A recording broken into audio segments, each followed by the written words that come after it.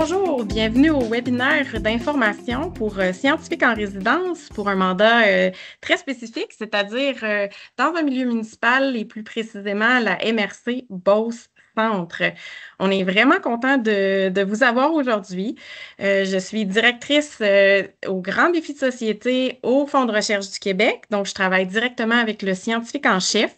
On est intersectoriel, donc peu importe le secteur d'où vous venez, nature, technologie, santé, société, culture, sentez-vous bien à l'aise d'être présent. C'est vraiment un mandat qui est intersectoriel. Donc, très heureux de vous voir. Alors aujourd'hui, on a quand même plusieurs invités qui sont avec nous. Et on va débuter tout de suite avec en fait, je vous dis, déjà, vous avez remarqué, mais on enregistre. Donc, il y a un enregistrement aujourd'hui. Donc, je vous invite à garder votre caméra fermée pour l'ensemble du webinaire, mais à la fin, vous pourrez poser des questions sans problème. Donc, en espérant que ça vous convienne qu'on enregistre, c'est pour laisser la possibilité à d'autres personnes qui ne pouvaient pas être présentes de voir et de trouver ce webinaire. Mais vous aurez le privilège de poser des questions. C'est la raison pour laquelle vous êtes connectés aujourd'hui. On vous remercie d'être avec nous. On est très content de l'engouement et du nombre de personnes qui sont là aujourd'hui avec nous. Donc, je pense qu'on peut déjà y aller avec projeter des diapositives pour qu'on puisse vous montrer notre plan de match aujourd'hui. Donc, c'est Émilie qui va avoir le contrôle des diapos. Vous allez nous entendre parfois lui demander de passer à la prochaine et nos invités aussi vont parfois changer ce qu'on présente. Alors voilà, on y est à l'ordre du jour. Bien sûr, on veut vous présenter en bref et c'est vraiment en bref parce qu'on va avoir une valeur ajoutée pour vous aujourd'hui. On ne répétera pas tout ce qui se passe sur le site web et n'hésitez pas à nous poser des questions en privé si vous avez des questions très précises. Donc, on va passer quelques minutes sur le programme en bref. Ensuite, c'est vraiment ce qu'on veut là, c'est de vous présenter le mandat de la MRC Beauce-Centre. C'est ça qui nous tient à cœur aujourd'hui, c'est ce qu'on veut faire avec vous. Donc, on va vous parler du territoire, du besoin, du plan climat, du mandat lui-même, puis ensuite du rôle ou de la personne qui va être sélectionnée.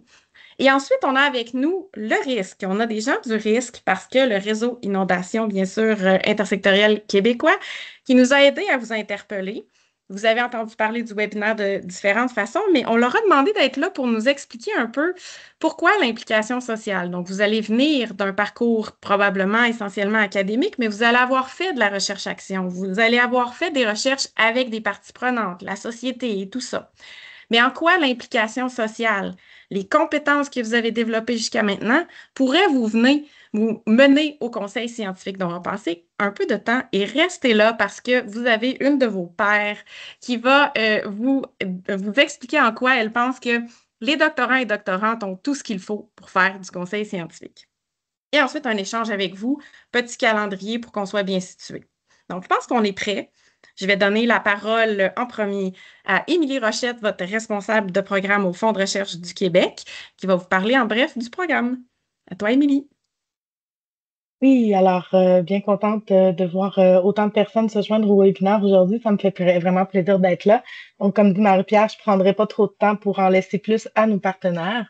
Mais je pense que ça vaut quand même la peine là, de faire une petite introduction sur le programme, qui est quand même un nouveau programme au Centre de recherche du Québec. Là, le projet pilote a commencé, la première version pilote du programme a été lancée au printemps 2023. Depuis ce temps-là, on a eu quelques appels et dans le milieu municipal et dans le milieu gouvernemental. Donc, le programme scientifique en résidence, c'est quoi? C'est une bourse d'excellence par le Fonds de recherche du Québec. Pour pouvoir obtenir cette bourse-là, vous devez être titulaire d'un doctorat ou vous devez au moins avoir fait votre dépôt initial avant le début de la résidence ou avoir obtenu votre doctorat dans les 5 dernières années. Il faut être en mesure de déposer l'ensemble du dossier en français. Je pense que c'est important de le mentionner d'entrée de jeu parce que les milieux municipaux, les milieux gouvernementaux sont des milieux où est-ce que tout se passe en français. Donc, c'est important de bien maîtriser à la fois à l'oral et à l'écrit. Donc, il faut être au domicile au Québec, il ne faut pas travailler pour un organisme public et, important de vous dire, c'est un engagement qui est à temps plein pour une période d'1 an avec la possibilité de renouveler pour une 2e année.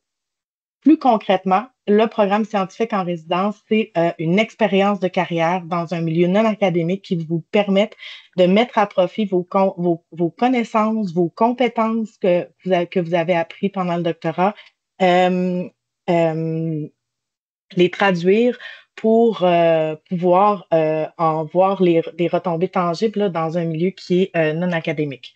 Donc, pour les milieux d'accueil qui sont intéressés, comme la MRC Beau-Centre, à faire appel à un scientifique en résidence, souvent, c'est pour aller plus loin dans une réflexion stratégique ou une démarche qui est innovante pour permettre d'avoir une vision plus large, plus 360, un regard nouveau sur ce qui se passe, un regard original.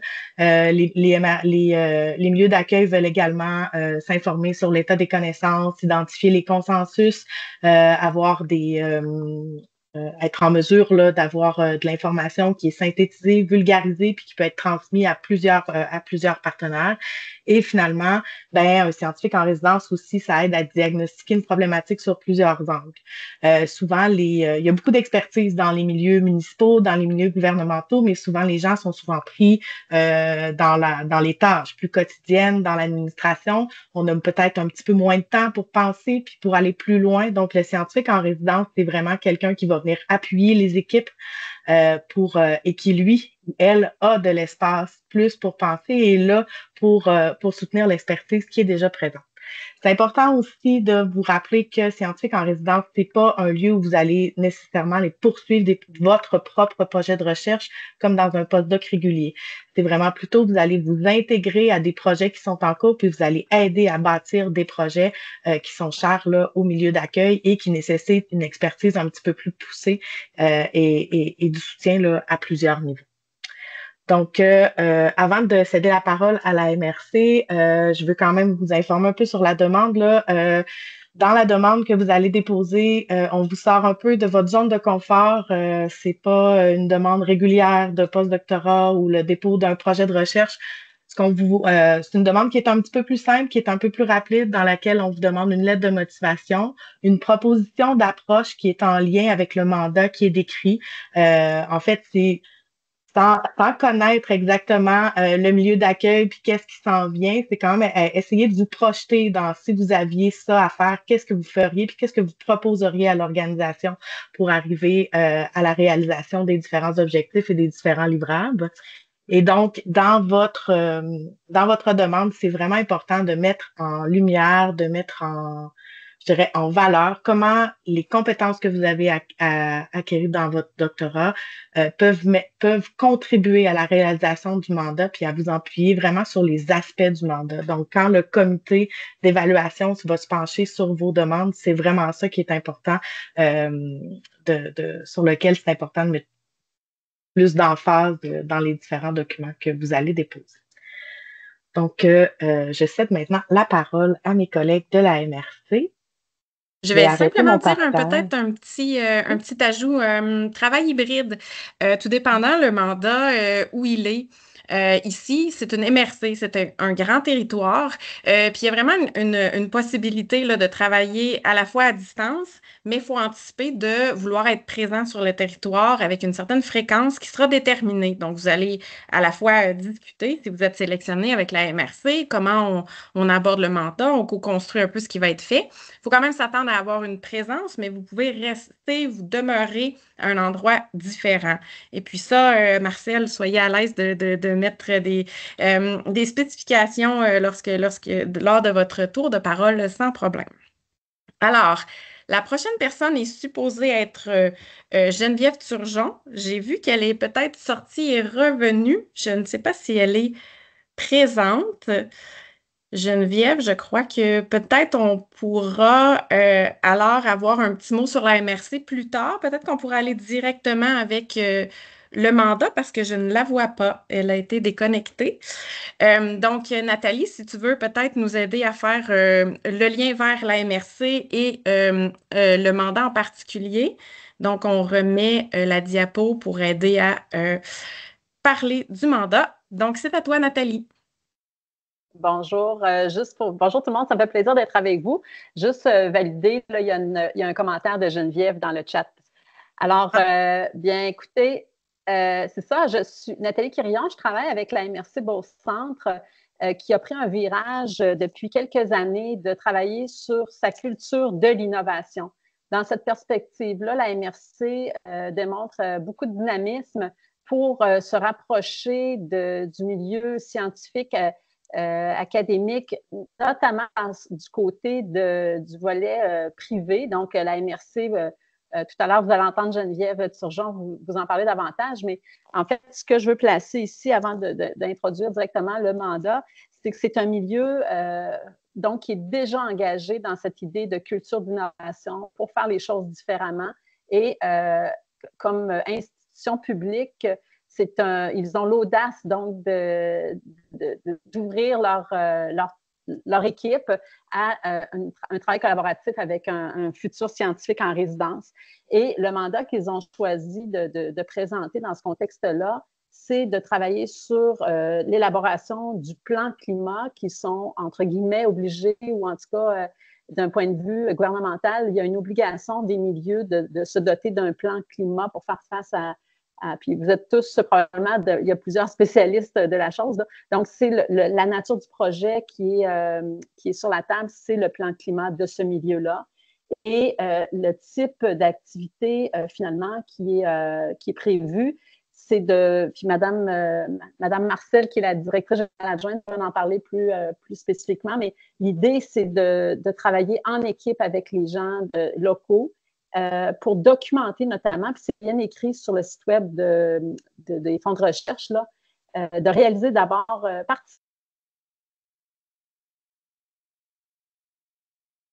Bon, on a perdu Nathalie qui est en train de nous expliquer les spécificités. Donc, Est-ce que vous m'entendez? Oui, absolument. Désolée. Ma caméra est désactivée aussi, qu'on dit, là. Je vais continuer, en tout cas. Oui, on t'entend. Merci. D'accord. Donc, c'est le plan climat. L'idée, c'est de joindre une équipe en 2025 qui va bâtir ce projet-là. Et puis, la personne qui va entrer en fonction va participer à l'établissement de certains objectifs de cette démarche, qui est une démarche d'adaptation, va réaliser des états de situation, comme Émilie l'a mentionné. La personne va être appelée à participer aussi à des consultations et de contribuer à l'animation, possiblement, d'activités d'animation, parce que dans un projet comme celui-là, il y a plusieurs parties prenantes. Donc, dans un milieu municipal, les parties prenantes pourront être, par exemple, des élus, la direction générale de municipalité, parce que, comme Mme Turgeon va le mentionner, une MRC compte dans son territoire plusieurs petites municipalités. Donc, ça fait partie des parties prenantes. Il y aura aussi à imaginer certaines concertations ou liens avec différents ministères pour qui la MRC va être redevable de ce plan-là. On peut penser au ministère des Affaires municipales, au ministère de l'Environnement et à d'autres ministères, comme par exemple la sécurité publique. D'autres joueurs aussi qui pourraient, dans les prochains mois, proposer certaines orientations. Donc, la personne de concert avec la direction générale de la MRC va participer à ces échanges-là. Je vais laisser la parole à Marcel qui pourrait, je ne sais pas si on continue avec Marcel directement ou si on en... Oui, je pense que oui, Marcel, prendre la parole. Puis, oui, bonjour à tous. Ça change un peu. Geneviève va vous envoyer la présentation pour que vous puissiez la partager. Fait que je vais faire mon petit tour. Je vais renchérir sur ce que Nathalie elle a bien présenté, le mandat du scientifique en résidence là, pour travailler avec nous à la MRC, notre plan climat. Je pense que tout a été dit, beaucoup, Nathalie, sur ce qu'on attend de la personne, sur le mandat, la personne avec qui qu'elle va travailler. Moi, ce que je voulais dire, où est-ce qu'on est rendu actuellement? Nous, on a donné un mandat à une firme qui va faire la coordination du projet du plan climat. C'est quand même gros, le plan climat. Vous savez, toutes les MRC le fait. Les changements climatiques, ça représente, c'est un défi urgent et très complexe là, qui oblige la MRC à tout repenser, notre gestion du territoire, toutes nos pratiques environnementales et puis de promouvoir, de chercher des nouvelles stratégies et pratiques de développement durable là, au sein des communautés. Comme Nathalie le dit, ça touche la santé, tous nos systèmes bâtis, tout le système environnemental. On parle beaucoup de l'eau potable, l'environnement naturel. Fait que ça nous prend une grande équipe, différents experts, différents partenaires qui vont travailler avec les élus et les directions générales des municipalités. Euh, aussi, ce qui est important de dire, c'est que la personne, elle va débuter avec nous parce qu'on n'a rien commencé encore. Là, on vient de donner le mandat à une firme qui va elle va nous structurer un peu la gouvernance du projet auquel le scientifique à résidence va se joindre à nous dans l'équipe de projet qui va être probablement l'équipe de projet directeur qui va alimenter, qui va nous nourrir aussi avec sur les récentes enjeux à venir.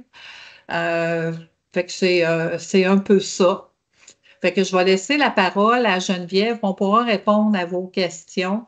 Je vais laisser la parole à Geneviève pour qu'elle vous présente là, notre MRC. Donc, Oui, Geneviève, oui, à toi. bonjour, bonjour à tous. Vous m'entendez bien? Oui, toujours. Oui, tout à fait. Et mon partage d'écran fonctionne? Oui. Donc, moi, je m'appelle Geneviève Turgeon. Je suis directrice à l'aménagement du territoire à la MRC Beauce-Centre depuis déjà quelques années. Donc, je suis là pour vous présenter un petit peu le portrait de notre territoire. Donc, la MRC Beauce-Centre est située dans la région Chaudière-Appalaches. On est environ là, 85 km de la ville de Québec pour vous aider à vous situer, donc 45 minutes de route de la ville de Québec. On est une MRC de petite superficie. Là, on parle d'environ 845 km² au total. Donc, notre territoire est composé de 2 plus grandes villes, Beauceville et la ville de Saint-Joseph-de-Beauce, et de 8 plus petites municipalités pour un total d'environ 20 000 habitants. On est traversé par la rivière dans l'axe nord-sud, la rivière Chaudière, que vous connaissez peut-être un peu, qui fait souvent les manchettes dans les dernières années à la suite des inondations. Sinon, juste un petit topo au niveau socio-démographique. Donc, on a une population qui est en très faible croissance. Donc, on stagne depuis environ une quarantaine d'années. On n'échappe pas non plus au vieillissement de la population comme le connaît l'ensemble de la province du Québec, là. Donc, viendra quand même une forte hausse de la population âgée de 75 ans et plus là, d'ici l'horizon 2041.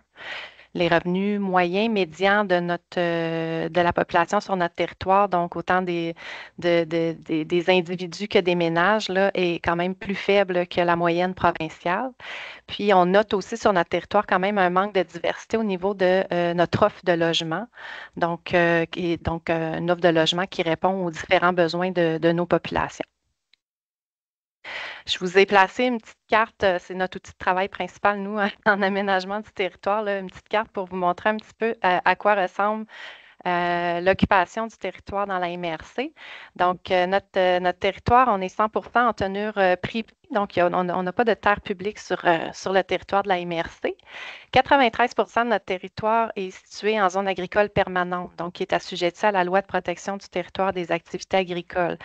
C'est-à-dire qu'il y a très peu d'usages qui ne sont pas voués à l'agriculture et à la foresterie qui peuvent se passer sur la très grande majorité de notre territoire. On a aussi 70% de notre territoire qui est sous couvert forestier. Et puis, sont répartis vraiment sur l'ensemble de la MRC, plus de 500 entreprises agricoles. Beaucoup de production animale, principalement production porcine, laitière, bœuf de boucherie et un peu de volaille, mais très peu de culture maraîchère, donc dû à notre potentiel de sol qui est plutôt faible à moyen quand on est chanceux. Notre territoire est aussi divisé en 2 bassins versants, donc celui de la rivière Etchemin qui se retrouve à Saint-Odilon de Cranbourne, qui est à la droite de votre carte. Et puis le reste du territoire, c'est le bassin versant de la rivière Chaudière. Puis on a aussi un parc éolien sur le territoire qui est situé à Saint-Séverin, qui est réparti aussi dans 3 MRC. Donc à Saint-Séverin, c'est dans le haut à gauche de votre écran. Je vous ai juste mis une petite topo comme ça. Donc, même si on a un tout petit territoire, c'est quand même une conciliation de plusieurs usages, plusieurs activités qui se passent dans la MRC Beauce-Centre. Donc, on pense évidemment à nos noyaux urbains, des parcs industriels, des activités récréotouristiques à l'année, des infrastructures d'énergie, de l'activité minière, villégiature. Donc, c'est vraiment tous ces beaux usages-là qui doivent cohabiter et se concilier entre eux sur le territoire.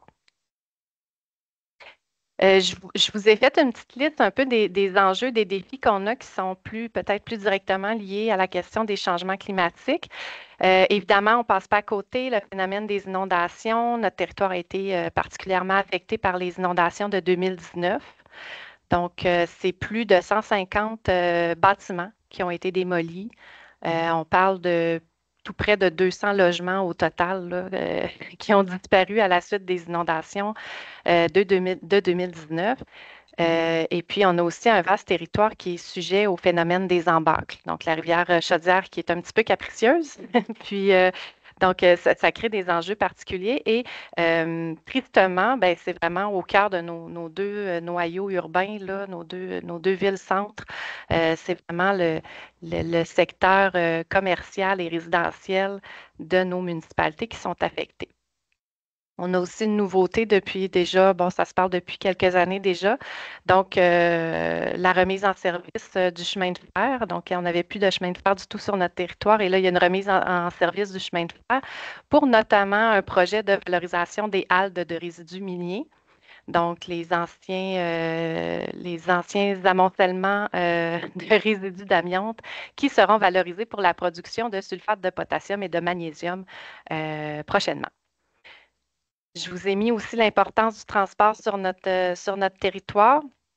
Donc, autant pour le transport des marchandises, pour les activités agricoles et forestières, autant pour les déplacements travail-résidence, l'accès aussi à nos services de proximité. Donc, on a quand même certains enjeux, très peu d'aménagements là, qui vont favoriser la mobilité durable sur notre territoire ou le covoiturage, par exemple. On a aussi certaines problématiques d'approvisionnement en eau. Dans certaines municipalités, c'est variable. Donc, tant en termes de quantité que de qualité. Donc, c'est un enjeu auquel on fait face de façon récurrente. Notre recherche en eau, je vous informe que la très, très grande majorité de notre territoire s'approvisionne en eau via l'eau souterraine. Je vous ai mis aussi un enjeu qu'on a au niveau de la forêt. Donc, on voit une certaine migration, une certaine évolution du couvert forestier. Donc, la forêt feuillue laisse place tranquillement, pas vite, à un petit peu plus de forêt résineuse. Donc, on se questionne sur les impacts que ça peut avoir sur la santé de nos forêts. Et puis, ben, la tordeuse là, serait à nos portes là, au cours des prochaines années. On risque de revoir une épidémie de tordeuse des bourgeons d'épinette. Je vous ai aussi mis une note sur la vulnérabilité des activités agricoles et même forestières aux aléas climatiques. Donc, on sait que les activités agricoles génèrent des gaz à effet de serre, mais ils peuvent aussi faire partie de la solution. Donc, c'est un sujet qu'on aimerait là, creuser davantage pour notre MRC. J'ai rajouté une petite note sur le fait qu'on manque d'informations sur notre drainage, tant le drainage agricole, forestier que le drainage en milieu urbain. Donc, ça a quand même une influence majeure sur le régime hydrique sur notre territoire. Donc, on ne connaît pas non plus les effets qui y sont associés. Puis, juste pour terminer, on a aussi quand même un intérêt marqué pour le développement des énergies renouvelables sur notre territoire. Donc, on est très ouvert, très curieux de voir ce qui se passe en énergie renouvelable, puis les nouvelles opportunités pour lesquelles on pourrait participer. Et puis, finalement, On a tout plein d'outils de planification sur notre territoire. Donc, on a le schéma d'aménagement qui sera révisé là, à partir de l'année prochaine, un plan de développement de la zone agricole qui est actuellement en cours de révision, un plan régional des milieux humides et hydriques, donc notre tout premier, qui sera adopté dès l'année prochaine.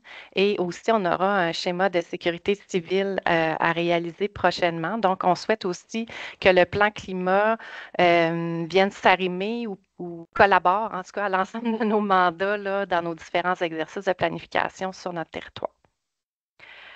Ça fait le tour un petit peu pour moi, le topo de la MRC.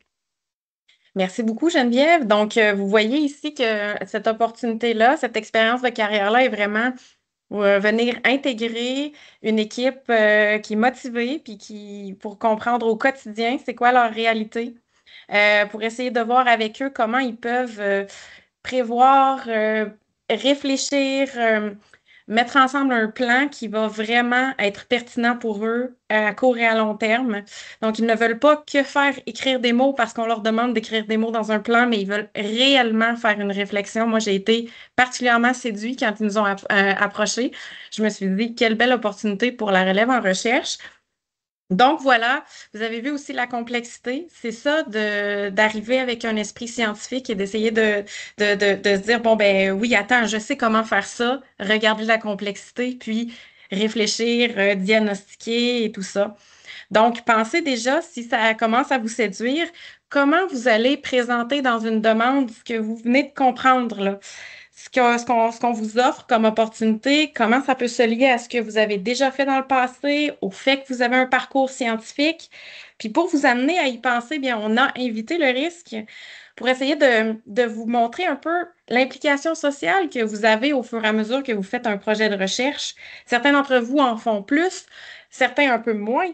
Mais vous êtes en train de vous construire des compétences transversales. Puis oui, on entend beaucoup ce mot, mais pour vrai, vous avez fait des essais, des choses qui font en sorte que vous êtes particulièrement prêt à faire du conseil scientifique, mais vous le réalisez peut-être pas nécessairement.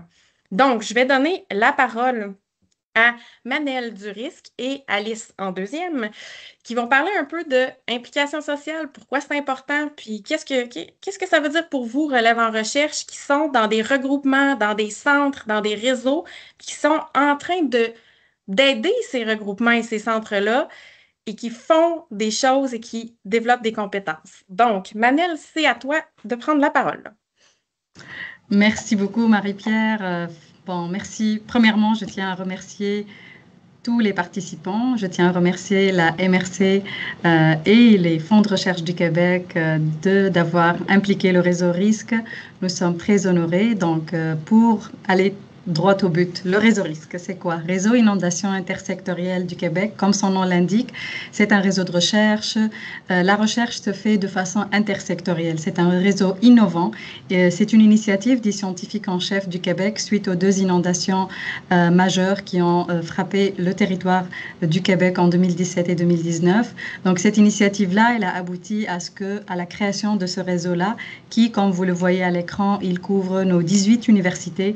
Donc, pour une fois, c'est un réseau qui réunit tout le monde et la recherche se fait de façon intersectorielle, à savoir tous les réseaux de la santé, de la nature technologie, des sciences humaines et sociales. Tout le monde travaille ensemble afin d'essayer de réduire l'impact des inondations et du risque sur les inondations. Ce réseau-là, il est dirigé par le professeur Philippe Gachon, professeur en hydroclimatologie à l'UQAM, à l'université UQAM. Notre centre, on est situé à l'UQAM, mais on travaille avec tout le monde et on est en train aussi d'installer actuellement des antennes du risque un peu partout sur le territoire. On essaie de s'ouvrir surtout sur nos régions. Donc, le budget du risque, il a été... Premièrement, on a eu 2 mandats. Donc, le premier mandat, entre 2019 et 2024, on a obtenu 3,2 millions de dollars. Ce budget-là, il sert principalement à financer de la recherche. Donc, cet argent-là, il va dans les universités afin d'aider nos chercheurs, nos chercheuses, nos étudiants, nos étudiantes à accéder et à créer de la nouvelle connaissance sur la problématique des inondations et tous les champs de recherche qui lui sont connexes. L'impact des inondations sur tous les champs champs de recherche et les champs de la vie humaine et de la santé humaine. On a été renouvelé, on vient d'avoir notre confirmation de renouvellement pour un deuxième mandat 2024-2028, 4 millions de dollars, à savoir 1 million de dollars par année. Donc, on a un réseau de recherche qui couvre 177 chercheurs actuellement affiliés au risque, chercheurs réguliers, et aussi une centaine de partenaires socio-économiques. On finance aussi les bourses, comme vous voyez sur l'écran, et on a publié un ouvrage collectif qui est actuellement pour le réseau de la recherche et pour nos partenaires socio-économiques, la Bible de la connaissance la plus à jour sur les inondations et surtout les événements qui se sont déroulés, comme j'ai dit, sur le territoire en 2017 et en 2019. On passe au slide suivant. Donc, je vais essayer de mettre un peu en contexte qu'est-ce que le risque, qu'est-ce qu'on fait, comment est-ce qu'on collabore au niveau de la recherche et aussi quelle est notre implication sociale, comment le réseau de la recherche il peut servir nos partenaires socio-économiques et la société et aussi nos chercheurs, qu'est-ce qu'ils font au niveau de la société. Donc, on vient principalement en appui aux responsables de la gestion des risques des inondations en valorisant les savoirs de tous les milieux de connaissances. Aussi, on travaille surtout avec nos partenaires, que ce soit municipaux, gouvernementaux, que ce soit le gouvernement provincial et le fédéral. Donc, pour appuyer nos décideurs pour prendre les meilleures décisions possibles et les décisions les plus à jour. Donc, notre gouvernance, c'est une approche multisectorielle, c'est une approche intersectorielle. Donc, on essaie d'impliquer tout le monde dans le processus de création de la connaissance. Aussi, on mise beaucoup sur une communication efficace sur les risques pour éclairer les prises de décision et le développement de stratégies résilientes en mesures proactives de bonnes pratiques. Slide suivant, s'il vous plaît. Donc, la mobilisation... Est-ce que je peux juste mettre en contexte aussi pour les gens qui écoutent? Ça veut dire que certains d'entre vous font partie de ce réseau. Pourquoi on le présente? Ça peut être ce réseau, mais ça peut être aussi un autre regroupement. En fait, c'est que autour de vous, vous avez des chercheurs, des chercheuses, vous faites partie de ces réseaux-là. Ces réseaux-là sont les vôtres. Et à l'intérieur de organiser votre candidature, essayer de penser comment je peux mettre de l'avant, comment j'aborderais le mandat, allez voir aussi les chercheurs, les chercheuses que vous côtoyez. Comment on fait ça? En as-tu déjà fait, toi, du conseil scientifique? As-tu participé à renseigner des politiques et tout ça? Je pense que c'est un peu ce qu'on essaie de mettre de l'avant, puis je voulais que ça soit clair aux gens pourquoi on le présente peut-être de cette manière-là. On veut vraiment vous aider à penser votre candidature et c'est la raison pour laquelle Manel vous a parlé peut-être plus en détail. Puis maintenant, on y arrive avec d'autres exemples de qu'est-ce que ça veut dire ce type de recherche-là. Puis si vous l'avez déjà fait, ça veut dire que vous avez décloisonné, co-construit des savoirs. Et ça intéresse le milieu. Ça intéresse Marcel. Elle veut le savoir si vous avez fait de la co-construction de savoir. Donc, je te remets la parole et on essaie de quand même être un peu bref parce qu'on arrive à la fin du temps. Je pense que tu as tout dit par rapport à ce slide. On va aller droit au but. Notre étudiante Alice Carle, qui est la manifestation parfaite de ce que pourrait être un scientifique. Donc, c'est une étudiante qui fait sa thèse de doctorat dans un domaine qui est loin des inondations, mais qui s'implique dans le réseau risque et qui a un apport. Donc, je lui donne la parole d'expliquer quel est son rôle et quelle est son implication. À toi la parole, Alice. Oui, bonjour, merci. Je m'appelle Alice, je suis candidate au doctorat à l'heure actuelle en écotoxicologie où je travaille sur la toxicité des éléments du groupe du platine qui sont en fait deux métaux émergents dans l'environnement et vous les retrouvez un peu partout dans vos objets du quotidien, donc pots d'échappement de vos voitures, batteries d'ordinateur par exemple, mais malgré leur utilisation et leur rejet croissant, en fait il y a un réel manque de connaissances à l'heure actuelle sur leur toxicité et c'est pourquoi ils sont classés comme prioritaires dans les enjeux de recherche pour établir justement des critères de toxicité et en fait mon doctorat est financé par les FRQ et le but ultime est de fournir les connaissances nécessaires pour établir ces critères de toxicité afin de définir des quotas de protection. Donc, comme vous pouvez l'apercevoir, en fait, mon projet est pas mal précis et assez niche. Il me passionne bien évidemment, mais il n'y a aucune étude de fait à l'heure actuelle à ce sujet. Et cela peut avoir ses avantages comme ses inconvénients, parce que déjà qu'au doctorat, on se sent parfois pas mal seule. Travailler sur un sujet niche peut encore occasionner encore plus ce sentiment de solitude et syndrome de l'imposteur, comme j'ai un petit peu aujourd'hui, je vais pas vous mentir. Et mon travail, justement, en parallèle de mon doctorat pour le risque, me permet on a parlé tout à l'heure de zone de confort, et effectivement, ça me permet de changer d'air, de sortir de ma zone de confort, et de manière plutôt positive. Donc, j'ai initialement été recrutée pour le risque, pour élaborer sur le dossier du renouvellement du risque 2.0 auprès des FRQ. Et maintenant, je participe à plusieurs projets, principalement, slide suivante, s'il vous plaît. Par exemple, la synthèse des connaissances scientifiques, où là, je vous montre un exemple de mes travaux, où j'ai fait un état des lieux pour tenter de répondre à la question qui fait quoi dans le domaine de la recherche dans les inondations. Et comme vous pouvez le voir, que cela soit à l'international ou au Canada, sur la base de plus de 300 publications, la majorité des articles scientifiques proviennent du secteur académique, des universités, ce qui montre vraiment l'importance de financer ce secteur pour pouvoir fournir les connaissances nécessaires à l'établissement de recommandations. Et slide suivante. Je collabore également sur d'autres projets plus ponctuels, donc plus récemment l'établissement d'un programme scolaire, par exemple, pour les jeunes du secondaire, et aussi l'élaboration de visuels, comme vous pouvez le voir ici, c'est moi qui ai conçu ces visuels, et je suis parfois preneuse de notes et dans la prise de photos pour certains événements. Donc voilà, je voulais un peu vous montrer un peu le panorama des différentes casquettes que je peux avoir au cours d'une semaine, où littéralement je saute de la blouse blanche, du masque et des lunettes à vous parler aujourd'hui, par exemple, et toutes les tâches et la confiance que le risque m'octroie me permet de développer de nouvelles connaissances. Pour donner un exemple très concret, les connaissances que j'ai acquises pour la veille scientifique sont transférables à mon propre doctorat et au moment de la rédaction et la discussion de mes propres articles scientifiques, et vice-versa peut-être pour vous qui êtes à la fin de vos études, ou encore pour avoir contribué à la rédaction de la demande de financement, ça me permet de voir de manière beaucoup plus fluide comment je pourrais écrire mes propres demandes de bourse, et comment je développe toutes ces nouvelles compétences, c'est en étant sortie de ma zone de confort au départ. Je réalise, comme tout à l'heure Manel l'a dit, je réalise un doctorat en biologie, j'ai fait une licence en biologie et un master en sciences de la mer. Je travaille pour un réseau maintenant qui fait partie totalement des sciences de l'environnement et des inondations. Et je pense sincèrement qu'il ne faut pas avoir peur, qu'au contraire, si vous cherchez quoi faire, je pense qu'il faut écouter plutôt son intuition. Si vous êtes là aujourd'hui, c'est que vous êtes déjà quand même pas mal intéressé par cette bonne opportunité de scientifique en résidence. Alors, vous posez peut-être pas trop de questions, ou plutôt posez-vous les bonnes, en sachant que les connaissances sont transférables d'un domaine à un autre, quel que soit votre milieu, et en sachant qu'en tant que jeune chercheur, comme on l'a dit tout à l'heure, vous avez atteint un niveau d'études et de compétences adéquates pour donner des conseils. Et là, j'entends Manel qui hurle à l'oreille que les MRC ont besoin de votre structure mentale et de votre logique, de votre connaissance du milieu pour bâtir d'autres connaissances autour. Et je suis sûre que Philippe, il aimerait insister sur le fait que peu importe votre secteur, vous êtes capable de faire du conseil après un doctorat, que au contraire, l'intersectorialité est plutôt une force et que les résidences de l'UQAM sont pas mal belles.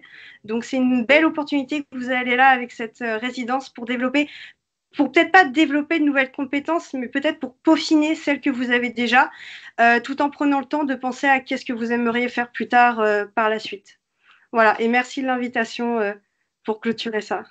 Merci Alice, merci vraiment beaucoup. Merci, Alice. Donc, c'est parfait, c'est vraiment ça qu'on avait envie de vous dire. Puis là, vous pouvez on peut arrêter le partage. Ah oui, on va aller merci, Émilie. Donc, je rajoute simplement que là, on a un exemple auprès du risque, mais je sais que certains d'entre vous ont aussi fait des choses pour vos universités, qui voulaient faire des orientations stratégiques. Vous avez participé dans vos départements parfois à des réflexions. Vous avez mis sur pied des initiatives à l'intérieur de vos centres de recherche. Même chose. Ce que Alice vient de vous présenter, vous avez fait une version de ça à l'intérieur de d'autres initiatives. N'oubliez pas de le mettre de l'avant. N'oubliez pas de mettre de l'avant que leadership, capable de parler à plus qu'un public, capable de synthétiser ce que vous faites. Donc, on essayait vraiment de vous donner un peu des pistes ou de pouvoir vous projeter.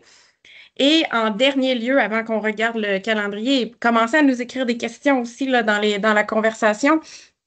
Si jamais vous vous dites, moi, je n'ai pas décidé si je veux rester dans l'académique ou pas, je suis pas certaine que de sortir de l'académique pour faire une expérience comme ça, c'est une bonne idée.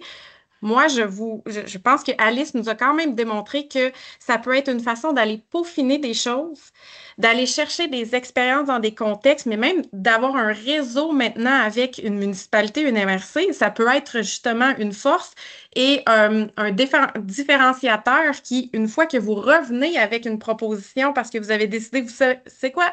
C'est la recherche qui me passionne. Vous pouvez aussi revenir dans cette trajectoire-là. Donc, ce n'est pas je décide aujourd'hui une grande fracture dans ma trajectoire, je continue à explorer mes options. C'est vraiment comme ça qu'on l'a pensé, le programme. Donc, Émilie, peut-être nous dire, le calendrier est là et j'espère qu'on va avoir quelques questions. On vous donne la parole, on va débloquer les micros très bientôt puis on va arrêter l'enregistrement. Mais, Émilie, vas-y, donne-nous les dernières infos. Très, très rapidement. Donc, l'appel a été lancé là, au mois d'octobre. En ce moment, il est affiché en ligne. Vous avez jusqu'au 18 novembre pour postuler. Par la suite, il va y avoir évaluation des dossiers qui devrait se passer au mois de décembre. Donc, les entrevues début janvier, et on peut penser là, à une entrée en poste qui est assez rapide une fois que la sélection est faite et que la personne a été sélectionnée. Je vais juste terminer en vous informant de deux choses. La première, si le sujet du conseil scientifique vous intéresse, sur le site des FRQ, vous pouvez aller voir Horizon PhD, qui est un podcast qu'on peut écouter aussi sur YouTube. Il y a d'ailleurs un nouvel épisode, là, il est tout frais sorti depuis hier, en fait, avec une entrevue avec Hippolyte Dansou, qui est scientifique en résidence à la ville de Sherbrooke, entre autres en fiscalité municipale et aussi en résilience municipale, si je me trompe pas.